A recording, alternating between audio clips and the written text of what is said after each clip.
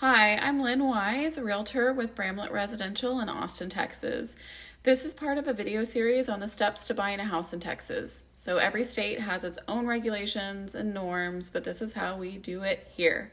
In this video, I'll talk through the option period.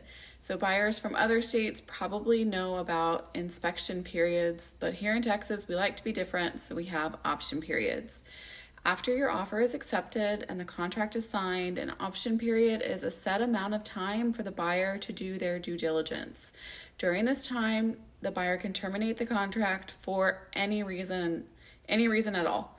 In exchange for that right, the buyer pays the seller a non-refundable option fee. If the buyer closes, this fee is credited toward their closing costs towards the sale of the house. If the buyer takes their option to leave the contract, the seller retains the option fee. It's never refunded.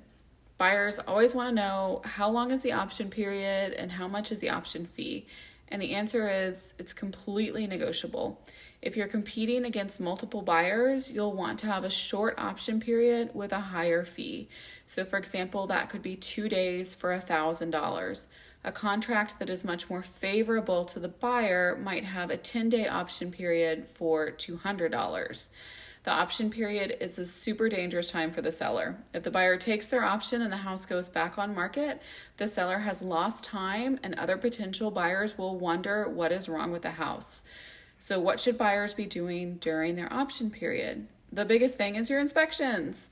But you could also be doing further research into the area. If you're an investor, you could be looking at your cash flow, your projected rate of return, all that good stuff. So during the pandemic, there were people who waived their option period altogether. So there are very few situations in which this is a good idea.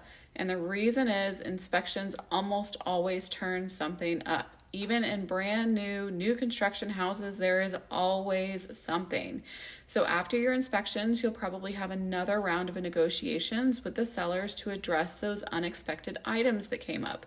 And usually that means asking the seller to either make repairs or provide a repair credit. It's important not to leave this to the last minute. Option periods expire at 5 p.m. on the last day. So when you're counting the days, the first day the contract is signed is day 0. So if you sign a contract on Monday at 8 a.m., a 7-day option period would last through 5 p.m. on the following Monday.